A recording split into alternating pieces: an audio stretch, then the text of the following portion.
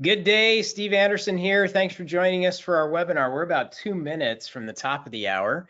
And if you're just joining us, you're in listen only mode, which means you should be able to hear me loud and clear. We cannot hear you. That's to eliminate any background noise so that everybody can hear uninterrupted. If you have questions during the webinar today, you are welcome to add those in the question area in your control panel on your screen. Just like you can follow suit with Dr. Marcy Schwartzman, who has already checked in with us from Vancouver, Canada. Marcy, good to see you. Good to have you with us. Happy to answer any questions as we go along or at the end of the presentation, whichever is most appropriate. So as we're getting ready to start, let me just go through a couple of announcements here for everybody's information. First off, as most know that are involved with the Crown Council, which is providing this webinar today, the Crown Council has launched its updated website at crowncouncil.org. And if you have not logged on there yet, we highly recommend that you go ahead and do that. Even if you were on the old site, you'll have to log on to the new site for the first time, and there's instructions to do that. So we encourage you to do that. It has got increased functionality, features. Today's webinar, for example, will be posted on the home page of crowncouncil.org about an hour following the webinar. And so you'll be able to find that on the homepage for future viewing, as well as all the other featured presentations and resources. So we encourage you to log on there. Next, Smiles for Life. The Smiles for Life campaign is well underway, and the campaign has been extended through August of this year. And so we're very excited to continue moving forward and appreciate so much the support of Ultradent, who supplies all the whitening kits for the Smiles for Life campaign. So if you're involved there, we encourage you to kick it into high gear for a very successful campaign this year. If you're not familiar with Smiles for Life, you're welcome to go to smilesforlife.org, and it'll tell you all about the campaign. Those that are participating, there's more information at crowncouncil.org. America's most successful charity campaign in dentistry. So looking forward to a great year this year for Smiles for Life. The Crown Council annual event coming up in January in Salt Lake City, Utah. Some very exciting things in store for that. So we're very much looking forward to that, and as well as to our webinar today. So again, welcome to our webinar, Fee or No Fee for PPE. This has become a big discussion just this week in the press. And so we thought it would be appropriate to do a special webinar around this topic to give you some tools and some suggestions on how you approach this particular issue. To give you just a little bit of context, just so that you know where we're coming from. The Crown Council that is providing this webinar today is an organization consisting of practices all over North America and around the world that are committed to creating a culture of success in their practice. And through the Crown Council, we provide a number of different resources that help practices do that, including webinars like this. You've already heard about Smiles for Life. Smiles for Life is a nonprofit charity campaign and organization that's committed to raising money for children's inner city health welfare initiatives. And we do that through Crown Council practices each year through a whitening campaign. And again, if that's new to you, you're welcome to log on to smilesforlife.org for more information. And again, we're very grateful to Ultradent for all of their support of supplying all the whitening kits for that campaign. Finally, Total Patient Service, which is our organization, has provided the content for this webinar today. You'll hear from the president of Total Patient Service, Pam Peterson, today, Total Patient Service is an education and practice management consulting company that is committed to helping practices get yes to needed treatment. You'll hear from some of our practice advisors today that have been in practices, helping them through some practice decisions like the PPE fee. We'll give you some actual practice examples of that today. So with that, here's the big question is, should you be charging a PPE fee? Here's the topics we'll discuss in the next few minutes. We're going to talk about the national discussion around this issue that's occurred just in the last week or so. We'll talk about 2 points of view, the practice point of view and the patient point of view, and where those merge together. We'll talk about business questions to ask. So we will walk through some specific questions that as a practice you can ask yourself as you work through this particular issue. We'll specifically talk about contracted practices as well as fee-for-service practices.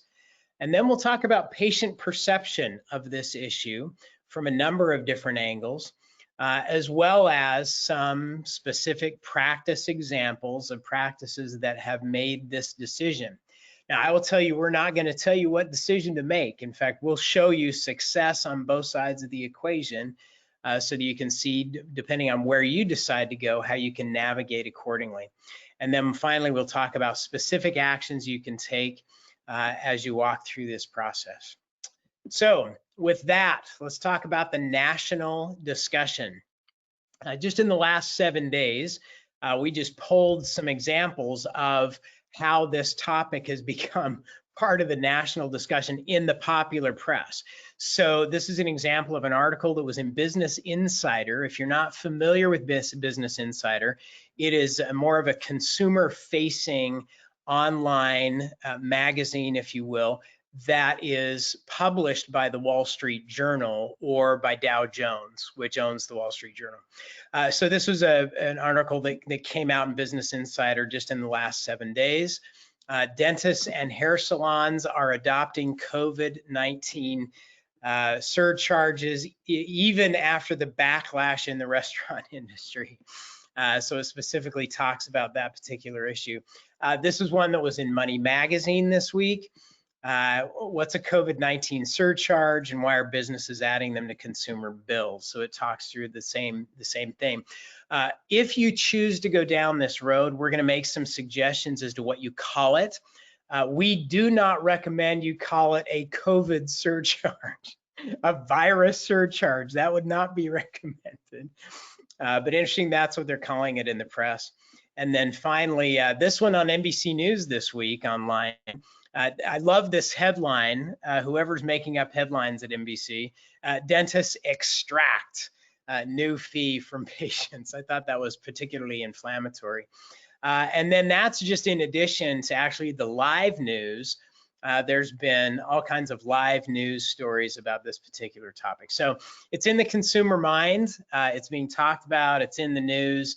It's gone online. There was one particular case that we saw recently of a practice in a particular city that started charging $50 for this particular fee and just took a beating on social media. Went viral, as a matter of fact, because people thought it was so egregious. So there's a right way and a wrong way to go about this. And because it is in the national consciousness, we thought it deserves some particular focus. So we'll talk about two perspectives here in the next few minutes. Questions you need to ask from the business standpoint, as well as questions you need to ask from the patient's perspective. And again, no right answer here. There is an answer for your practice, and we hope that the tools that we'll provide in the next few minutes will provide you a roadmap to make the decision. So let's talk about the business questions. There are some specific questions that we recommend that you ask yourself as a business before you make the decision that might help in the decision-making process. So to walk us through those questions is the president of Total Patient Service, Pam Peterson. Pam has spent her career in dentistry in many, many different aspects. So she has seen just about everything in dentistry and knows the practice of dentistry inside out. So welcome, Pam, and we're looking forward to your business questions. Absolutely. Thank you. Next slide.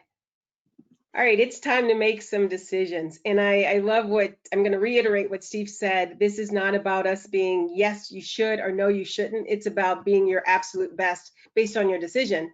And I want to quote Steve, we've always said the purpose is to create a happy paying patient. Well, Steve changed it up a bit and said, our purpose is to create a happy paying, healthy patient who repeat and refer and pay us more than it costs to serve them. So I'm going to walk through a checklist of some things I want you to consider as you make your decision. Should you charge for PPE or should you not? Next slide, Steve. All right, starting with the checklist, first is what is your cost of current PPE? This is before COVID.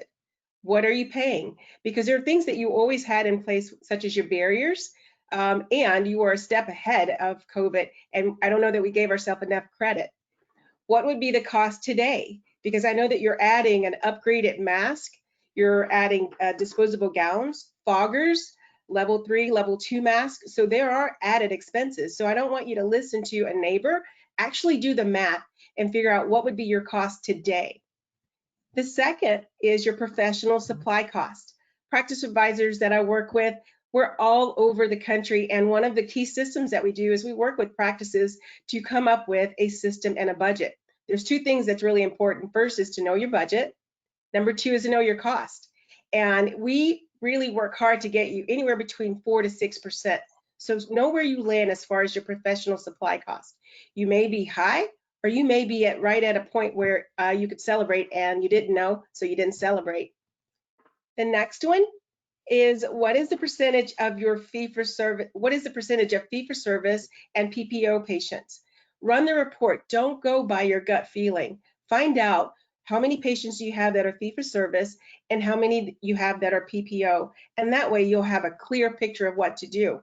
One thing else I want to add is ADA posted that practices that are charging, they're charging anywhere between the $20 to $40. And that's the average that practices are charging, the ones that have already taken that leap.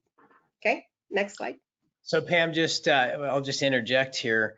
A couple of real highlights that I'd just like to emphasize is there have been a number of practices that approached this issue with kind of a knee-jerk reaction by saying, this is costing more, so we're going to pass it on to the patient without doing their homework.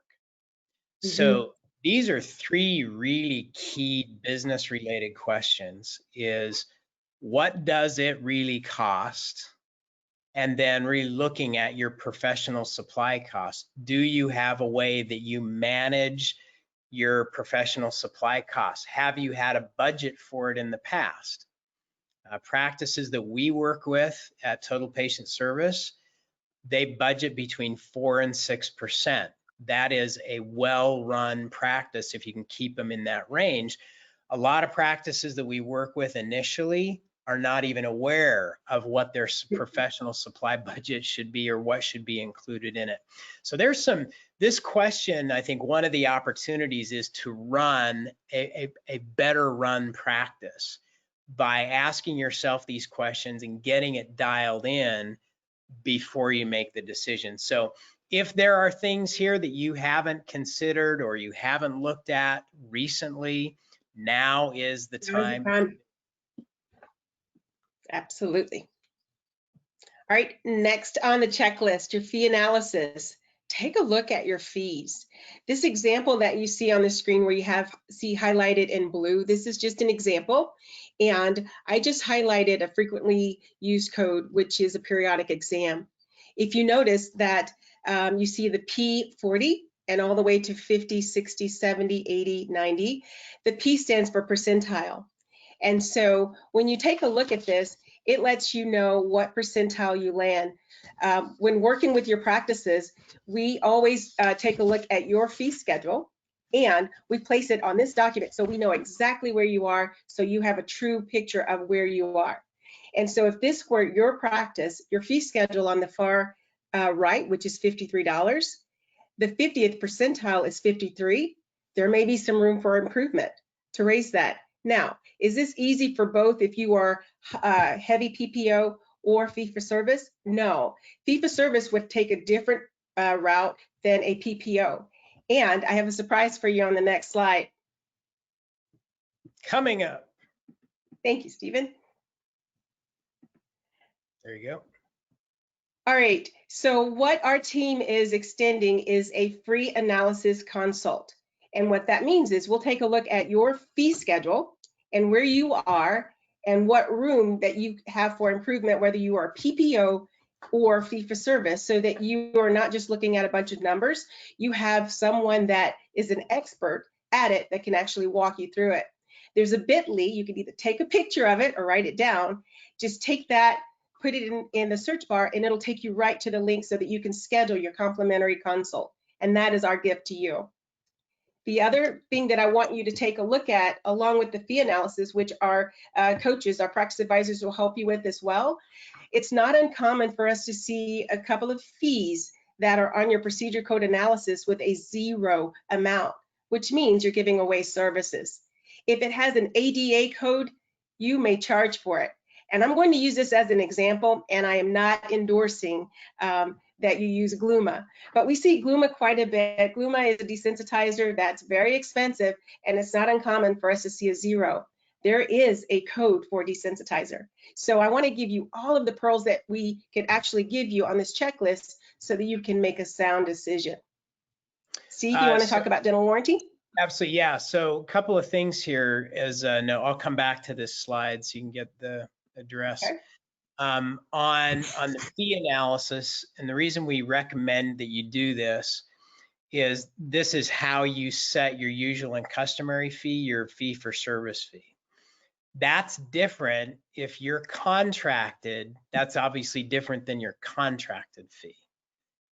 So this is part of the equation.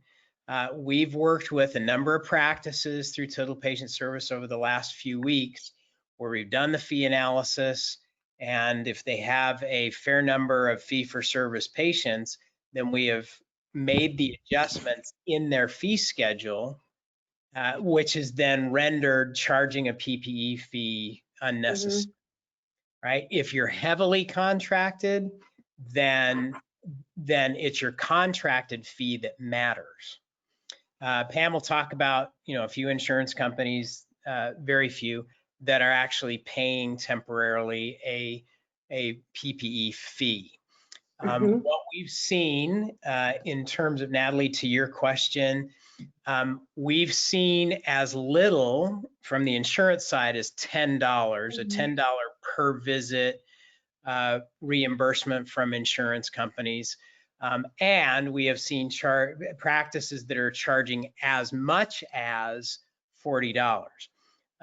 It's ranging, I would say it's ranging for most practices between the $15 and the $25 mark. It's all over the map and it keeps changing, but that's kind of where it is at this point. So it's a great opportunity to just take a look at the whole picture of what you're doing from a revenue, from a cost standpoint, before you do anything like that. And Marcy, to your point about Canada, yes, there is a comparison here, and as far as Canada is concerned, that we can help you with. So let me add just one more piece of this that we've done some work with in the last few weeks is many of you that are watching are dental warranty clients, and you use the nationwide warranty program through dental warranty.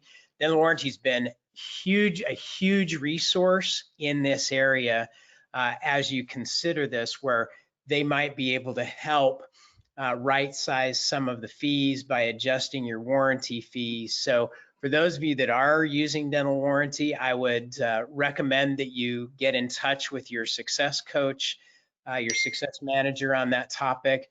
If you don't know anything about dental warranty, now might be a good time to look into that. You can go to discover.dentalwarrantycorp.com for some more information. But that, again, another resource that's been very, very helpful to a lot of practices over the last couple of weeks as they've considered this.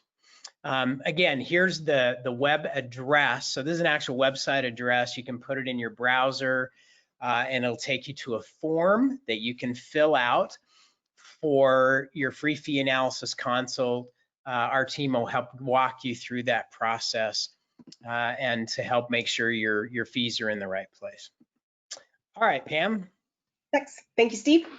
All right, so here are two words, non-covered and disallowed, often treated the same.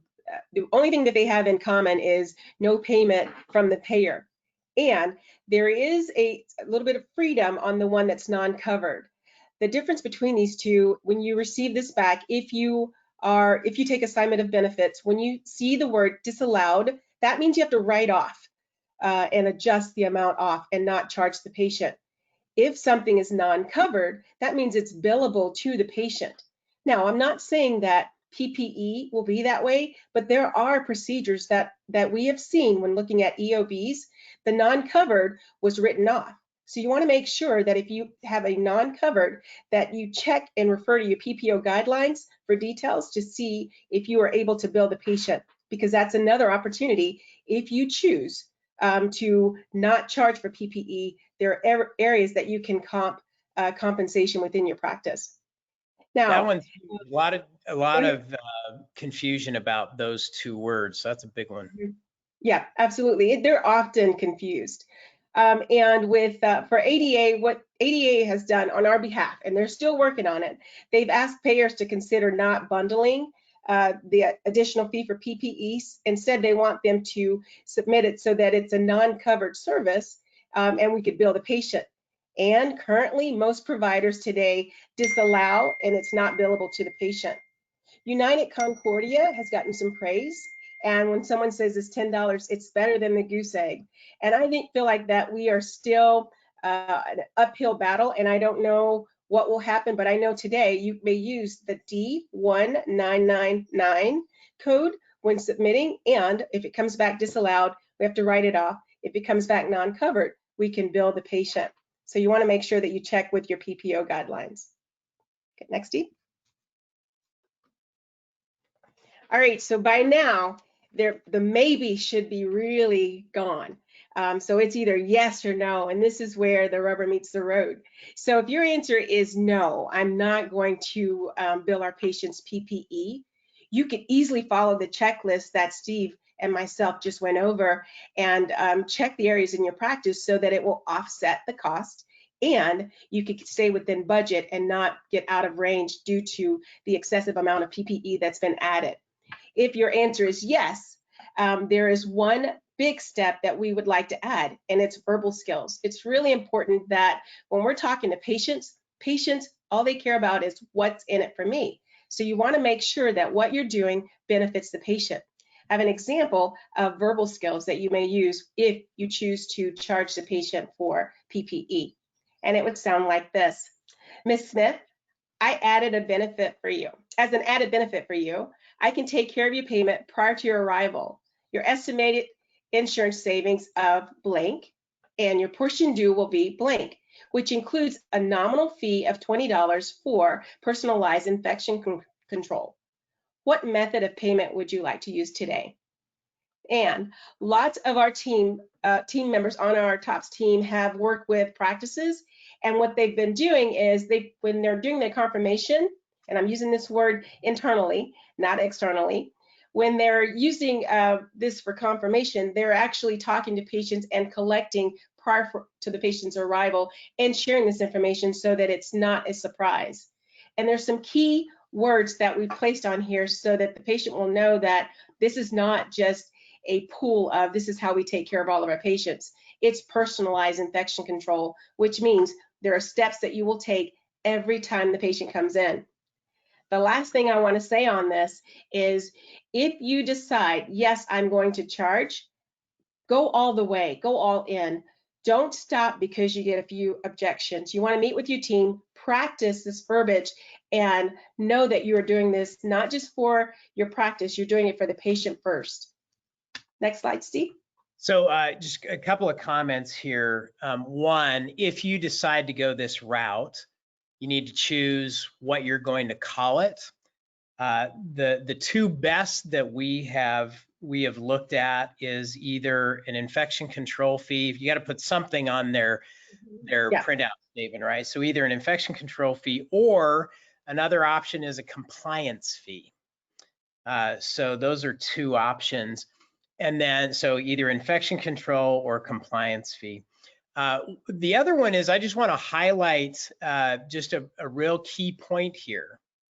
In many practices, since we're trying to minimize touch points, and Pam talked about this, but I wanted to emphasize it. Since we're trying to minimize touch points for infection control purposes, a lot of practices that we are working with now are taking payment in advance before the appointment over the phone, so it minimizes that touch point in the office. So the way Pam's framed that in these verbal skills as an added benefit for you to make your visit, easier, we're taking payment before, and you can explain to them why. But that's just one more added point here that you might want to consider if you're not doing that already. Yes, and lots of these steps that we're doing, the patients won't be surprised at all. They will actually appreciate it as long as the benefit is for them and not us. They want to make sure we're doing the right thing. So let's talk about a summary. So number one, you want to consider your PPE costs. Make sure that you know what it was before and what is it now, so that you can make a sound decision. Know your current supply budget. Are you in that range that we talked about that our TOPS team works with our clients? Anywhere between 4 to 6. Evaluate your fee schedule. Where do you land? Is there room? If you're a PPO, can you maximize reimbursement elsewhere? Are there procedures that you are gifting away by Christmas? So take a look at that. If you checked yes, please use the patient's benefit verbal skills and practice.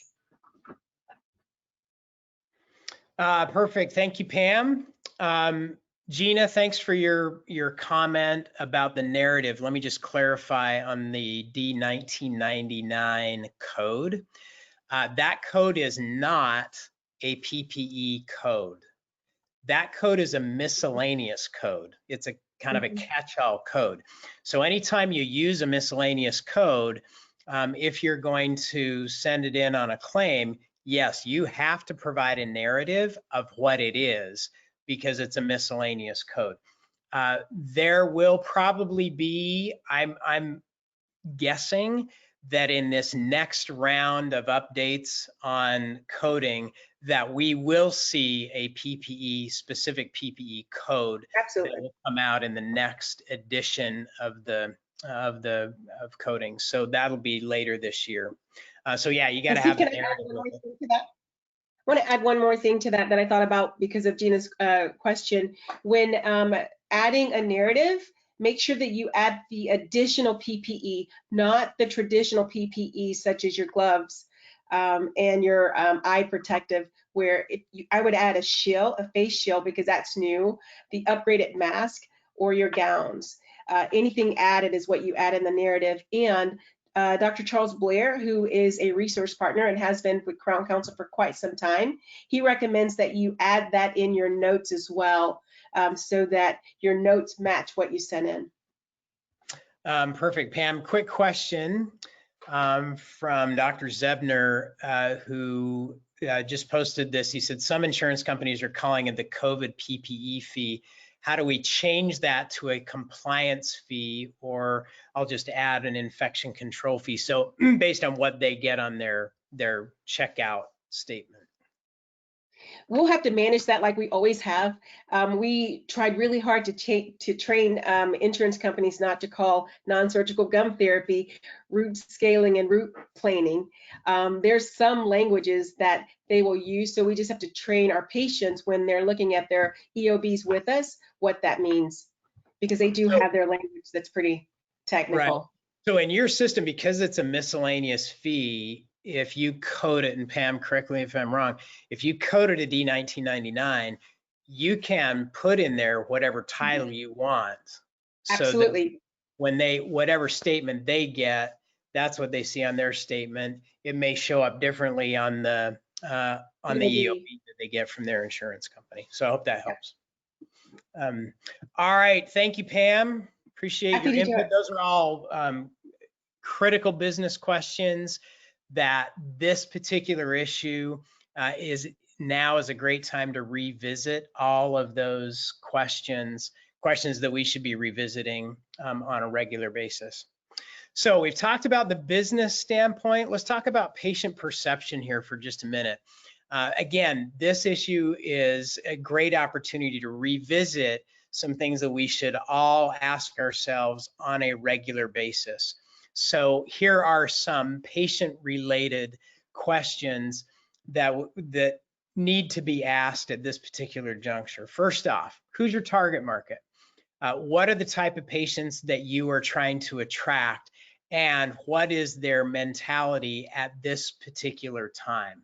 What is it that's on their mind? So, for example, we work with a particular practice that serves a community that is particularly is a blue collar community that has been hit particularly hard by the entire pandemic. So budgets are tight, family issues, trying to make ends meet, all of those things are high in everybody's mind. So they were very, very careful about how they made this decision, because every dollar for their patients right now really, really makes a difference.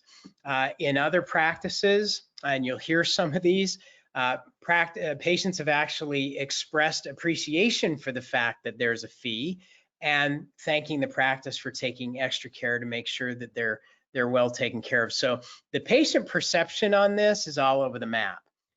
While the press may have condemned this over the last week, they try and find inflammatory stuff.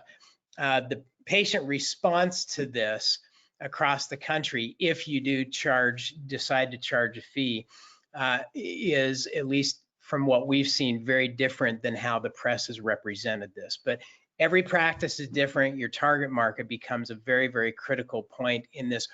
How do you serve your patients best? Number two, where are you in the country? Weighs on this. There are different parts of the country that have been hit particularly hard or harder than others with the whole pandemic. If you're on the East Coast in New York, or in Washington, in Seattle, that were some of the first and most heavily impacted, the consciousness of this is very, very high, as well as the understanding that, hey, we are taking extra precautions, and there is cost associated with that. And so there might be a mentality there that is more accepting of this. Whereas in other parts of the country, it might be different than that. So where you are does impact how people are thinking about this particular issue. Third, your patients are your guests.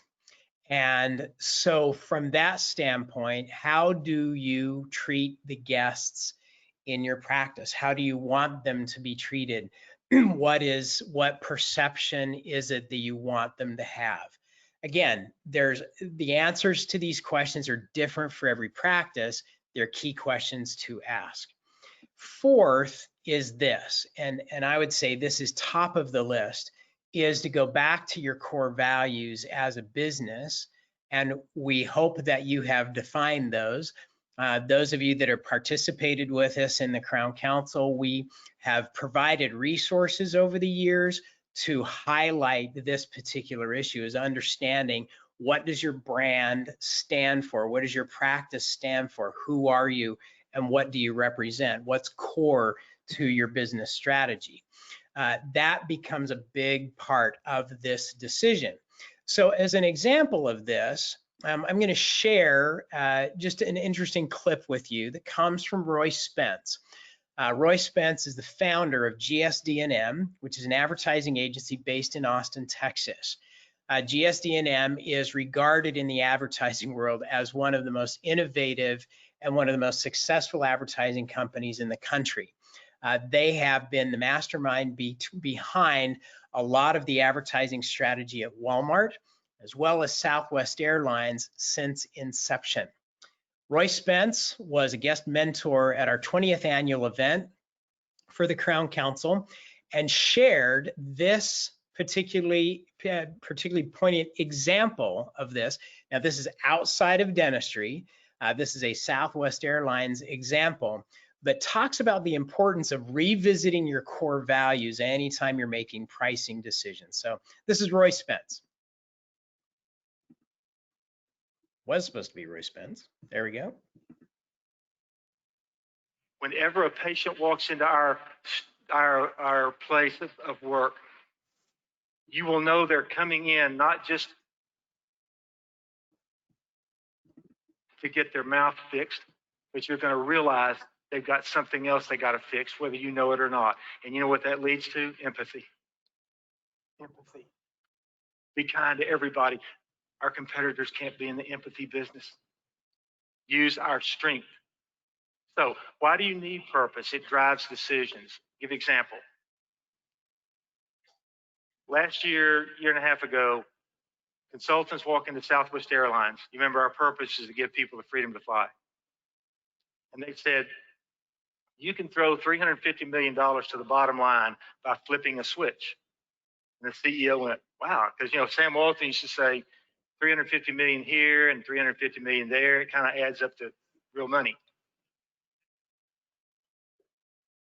And they said, all you have to do is charge for bags. Everybody's doing it. And we said, well, you can do that, sir, but we're in the business to give people the freedom to fly. And if you charge for bags, which I understand $350 million is a lot of money, we're going to violate the purpose of the organization, which I understand.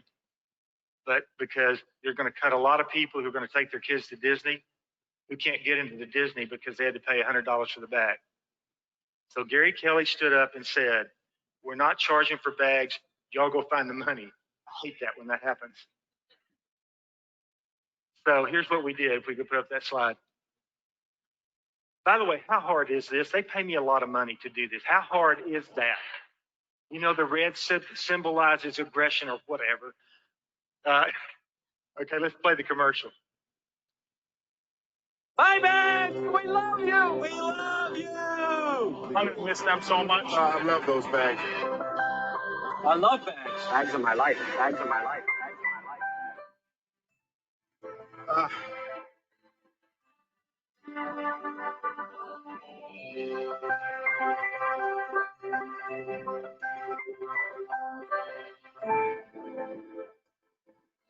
That's right here, doesn't it? That's right. Okay, so anybody see the movie King's Speech? King's Speech? CEOs, CFOs tend to stutter when they have to say they're wrong. Have you noticed that? Marketing people, we don't care, whatever. CFO walks into the meeting and he said, I was wrong. He said, since we started Bags Fly Free, in 12 months, we've generated almost $1.1 billion in new revenue, charging for free.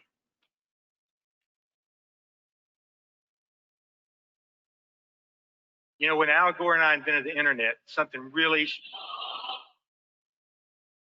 interesting happened. You know what it is? They know everything about us. When the millennials come into the marketplace, the millennials want to do business with people and companies that stand for something, that have purpose and values in their life. We have a perfect chance to seize that opportunity. All right, so interesting example from Roy Spence. So let me clarify something. That is an illustration of going back to your core values, because it could go both ways. You could say our core value is the safety of our team and our patients. And so that is why we're adding a PPE fee. You could say, on the other hand, that making dentistry affordable for our patients is one of our top core values, so we're going to figure out another way to pay for it. You could go either way, depending on what your core values are. So at the heart of this is an opportunity to revisit what matters most to you as a brand, as a business, as a practice, and the value that you are trying to provide to your market. So food for thought. That entire presentation, by the way, is available at crowncouncil.org. We converted that entire presentation into a Mentor of the Month. So you can find it there. You can just search Roy Spence, and you can find that it is an amazing, amazing presentation. So let's talk about some practice examples. These are two different practices that we thought we would highlight that have already made this decision. First is the practice of Dr. Jessica Perkins. And Jessica will tell a little bit about her practice. I recorded this previously to make sure we captured everything. And she's going to talk about the decision that she made to charge a PPE fee, how she went about it, and her patient reactions. So this is Dr. Perkins. So I'm with Jessica Perkins in New Albany, Mississippi. Jessica, thanks for spending a couple minutes with us. Happy to do it. You've been open 3 weeks. You walked through the whole decision-making process a few weeks ago about the whole, PPE fee. So tell us what your thought process was as you thought through the decision.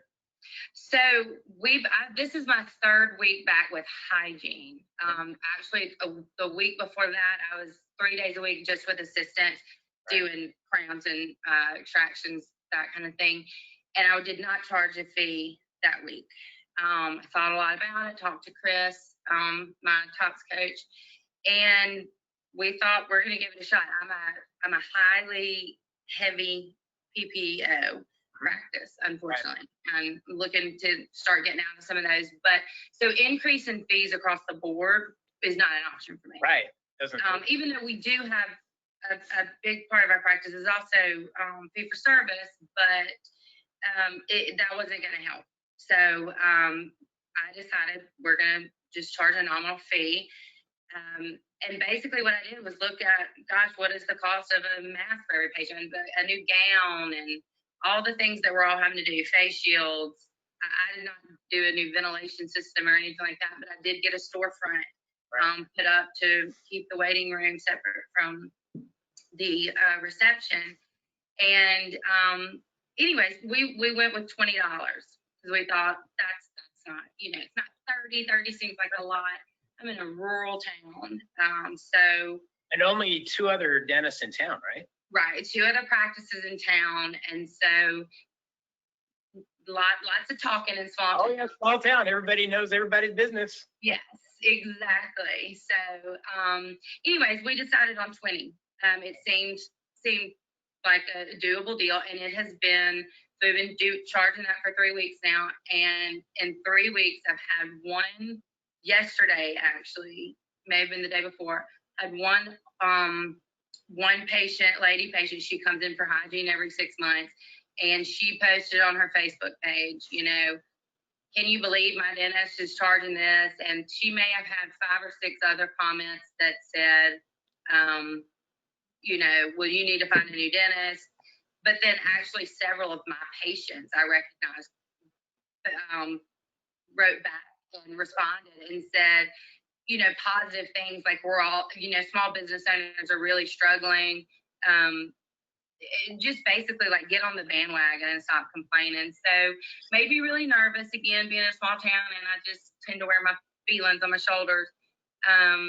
But it's one person. Right. And I haven't had a cancellation because of it. We had one other person just go, really? Well, my insurance always covers everything. Shouldn't y'all be wearing all that stuff anyway? So, and we're kind of fumbling around trying to figure out exactly what to say, but we've had a wonderful response. Positive comments about it from patients? Yeah, actually a few. Some in that text message feed about, I think it's great. They're doing everything they can to above and beyond what they were already doing. Right. To help prevent the spread of the virus, to keep us safe. So you should be happy to do it. And I've actually had several patients say, when we told them what it was, they said, we're absolutely, we understand. And so it really has been a positive experience. I am, Steve, considering maybe dropping the fee a little bit, because I'm finding now that I've been back at work for almost a month, it's not really costing quite as much as we really thought. Things are slacking up a little bit.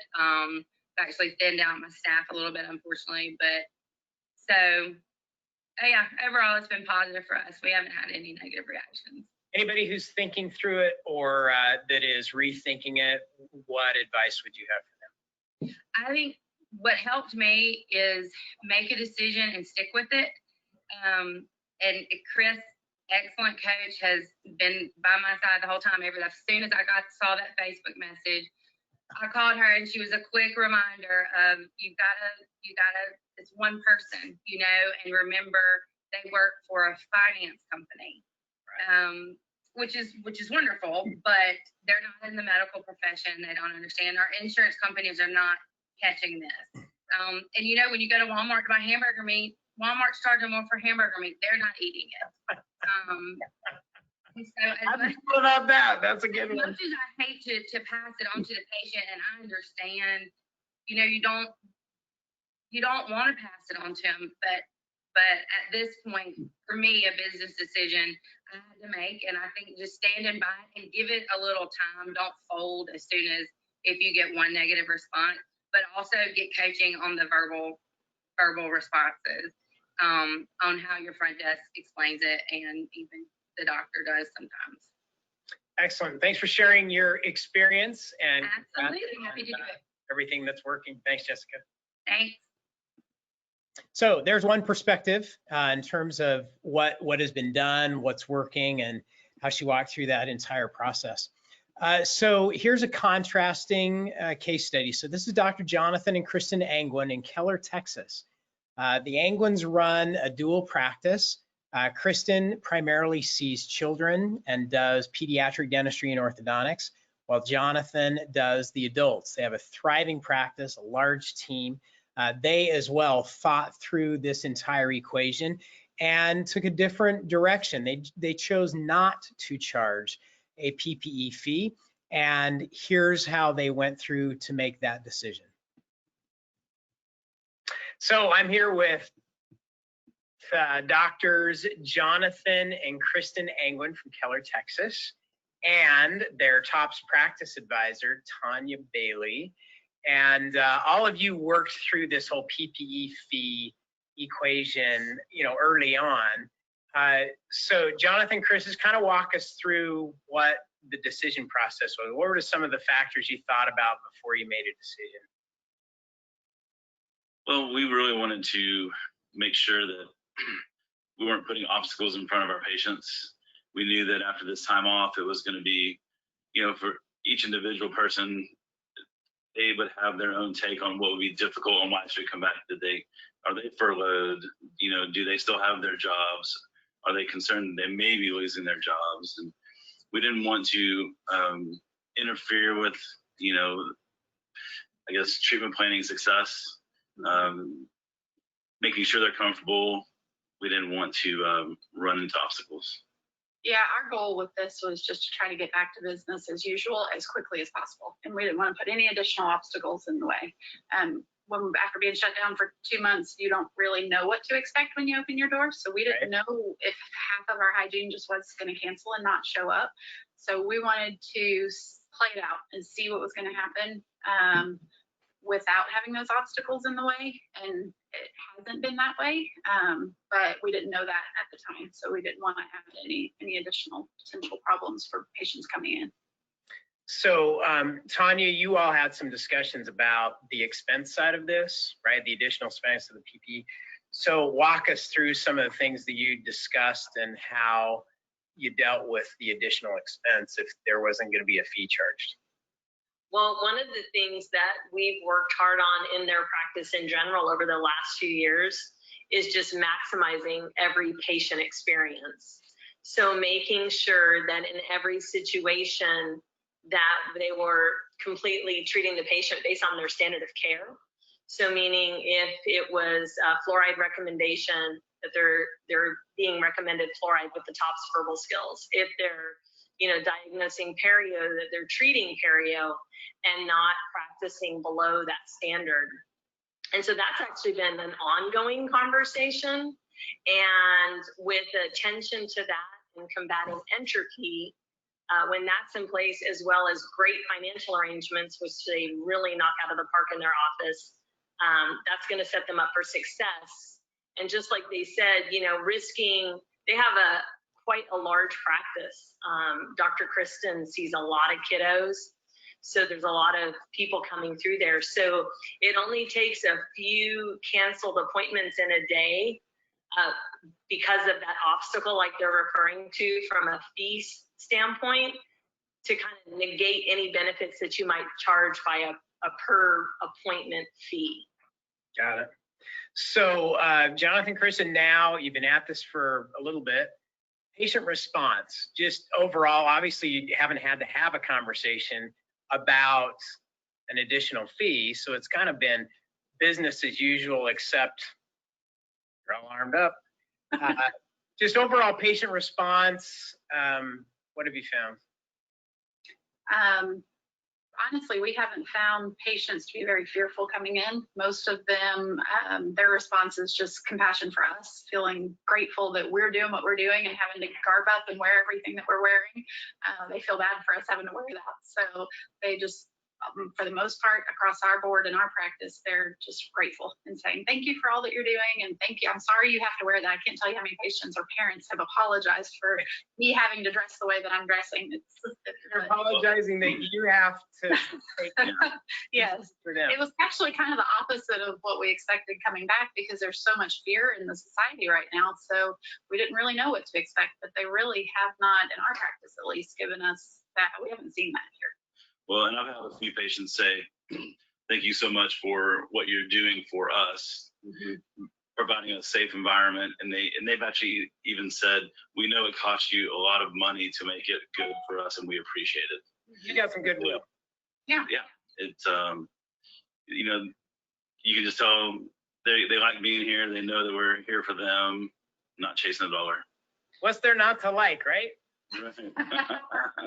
So, any last thoughts? Anybody who's still thinking through the equation and what to do, or maybe second guessing the decision that they've made? Just any thoughts? Yeah, I don't think there's a right or a wrong answer. I just think that there's a perception that you're going to give your patients. So if you choose to do the fee, then that's fine. It's just a matter of how you present that to your patients. So, I've seen negative reviews online from other offices that are doing it, and some of them, one in particular, said that they were trying to recoup the last 2 months of being closed. Well, a PPE fee is not going to do anything for 2 months of being closed, but that's the patient's perception. So I think if someone is going to do it, it just takes communication with the patient to make sure it's presented properly so that they don't feel that way. It's all about how the patient feels. If you can make them feel cared about, and then they will be less likely to leave a negative review about it. But and that's where TOPS has been great. We've really, enjoyed the additional help, getting good verbiage, making sure you're presenting it correctly to a patient to, help them understand. Good deal. Well, congrats on everything you're doing. It's going well, and thanks for sharing your experience with everybody today. All right, so another perspective on the whole equation. So our recommended steps are the following, based on what we've talked about so far. One, take a look at your whole fee schedule. And we've provided a resource there to do that. What are you actually charging, and where are your fees today? Number two, look at your profit and loss statement. Look at your professional supply budget. What historically has been your cost of supplies, and is that in alignment? Third is to review those two things, discuss that, get some input. Our team's very willing to help do that as well. Make your decision and then go for it, and make sure the verbal skills are in place to do that. As a couple of questions, and we do have a CE link here I'll share in just a minute. While we're doing that, I'll just reiterate the offer. If you'd like to do the fee schedule analysis consult, here is the link for that. You can just go to that website and fill out the form. A couple of questions here, and Pam, you're welcome to weigh in here. This one from Kim Cannon. Has anyone seen claims being held up from Delta Dental with the D1999 code? Kim, as far as the practices we work very closely with, we haven't seen that as the case. But then again, you never know. Yeah. I know that in most cases, there may be a case, but I am not aware of Delta Dental covering a PPE fee anywhere in the country. I may be wrong. There may be one that is, but to my knowledge, they are not reimbursing for that. Now, whether they're holding up claims, that could be anybody's guess. Right. Next, it's always safe to follow up with the same claim processing, which is within 2 weeks if you have not heard anything from your payer. So this one from Gina, Pam, this is a great one, and I'm glad, Gina, you brought this up. Her comment is, we're out of network and don't charge, but I do have a colleague that is a PPO office that does charge and gets asked, why am I being charged for something that you should have been doing all along consistently? So how would you handle that objection if you did the verbal skills of as a courtesy to you and your personalized everything you went through earlier, and someone said, why am I being charged for this? Your response would be? The first thing I would do is apologize to them for not giving them enough information because they didn't know, and so that they are open to hearing what I have to say. So you know what, Steve, what we've been doing is we've always made sure that we provided the correct PPE, and we want to make sure that we stay in compliance and no shortcomings.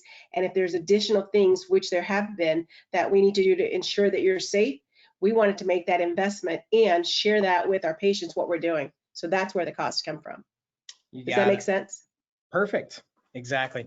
I will share with you that Jessica Perkins, after our interview, sent me a text, and she did mention a couple of objections from patients, just very few, that she then just waived the fee and off they go. So last question from Jerry Simon. Hello, Jerry. Good to have you with us. Hi, Dr. Simon. Jerry's question is, are offices that have raised their fee or charging the fee, are they going to lower it later?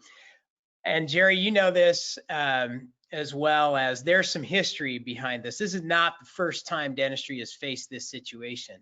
If you go back to the AIDS epidemic, there was a very similar situation and increased PPE, or at least an emphasis on that. And some offices did charge it, and then later figured out a way to absorb the cost. We'll see. Perhaps this will be a long-term deal. My view on it is, I think that over a longer period of time, as things normalize again, we hope, not that we're going to do anything less, but most practices will figure out a way to incorporate this in the cost of doing business.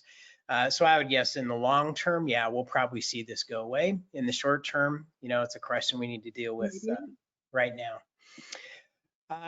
Mary DeSico, hello, Mary. Delta Dental in Connecticut and New Jersey advertised that they will pay a PPE fee of $10 per visit if the office signed up for electronic payments, but they haven't yet seen the money. So good to know. Thank you, Mary, for the input. So a couple of additional things. Again, you're welcome to fill out the form for your fee analysis consult. It's a big part of this whole equation. Short and long term is part of the decision. Just as a point of interest in terms of the patient communication side of this equation, our total immersion course that we do all over the country will be held online next Friday, a week from today, June 12th. Where we will take total immersion online to train team members and practices on patient communication and case acceptance skills, especially right now. So You can go to totalpatientservice.com for more information on that and to register. We've done this now a number of times online, and it's been a great format to do it and has helped a lot of practices make some great progress, especially now in a little different environment. If you'd like CE credit for today's webinar, this is the website where you can go to do the quiz. So there's just a short 10-question quiz associated with today's content. That's how we make sure you watched. So again, this is an actual website. So you can write that and just put that in your browser. It will take you to the actual website where you can take the quiz, and then your CE credit will be issued to you. There is a little bit of a process that takes place to do that. You will not get your certificate immediately. It has to be registered with the AGD, and then we'll send you your certificate. And there is 1 hour of CE credit available today if you'd like it. Again, this webinar is being recorded and will be posted at crowncouncil.org later this afternoon. You can log on. If there are team members you'd like to watch this, or part of your team, you can rewatch as well. It is available moving forward. That's it. Thanks so much for joining us today. We hope that that's provided you a good roadmap moving forward. And with really good questions we hope to ask that will help you make a well-informed decision moving forward for the health of your practice. Thanks for being with us, and look forward to having you with us for our next Crown Council webinar. Have a great day. Thanks, everybody. Bye-bye.